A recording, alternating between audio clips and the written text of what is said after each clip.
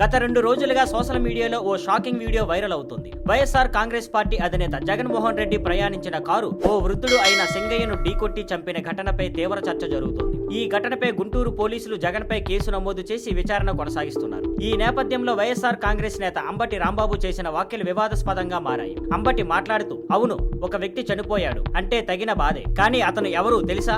జగన్ గారి గట్టి అభిమాని, వైఎస్ఆర్ కాంగ్రెస్ పార్టీకి బలమైన అభిమానుడు అని అన్నారు. అయితే ఈ వాక్యంలో ఉన్న ఊహాస్వరం చూస్తే అంబటి గారు ఈ మరణాన్ని పెద్దగా బాధపడలేదన్న అభిప్రాయం నెటిజన్లకు కలిగింది. దీంతో సామాజిక మాధ్యమాల్లో ప్రజలు ఆగ్రహంగా స్పందిస్తున్నారు. జగన్ కి అభిమానిగా ఉండటం వల్లే సింగయ్య చనిపోవడం తగినదేనా అంటూ ప్రశ్నిస్తున్నారు. ఈ వివాదం మధ్యలో అంబటి సింగయ్యకు కుటుంబానికి 10 లక్షలు చెక్ ఇచ్చిన సంగతి తెలిసిందే. కానీ ఆర్థిక సహాయం చేసిన ఆయన మాటలలో కనిపించిన సంవేదన లేని ధోరణి ప్రజల్లో తీవ్ర అసంతృప్తిని కలిగించింది. Thank you for watching. Please like, share and subscribe.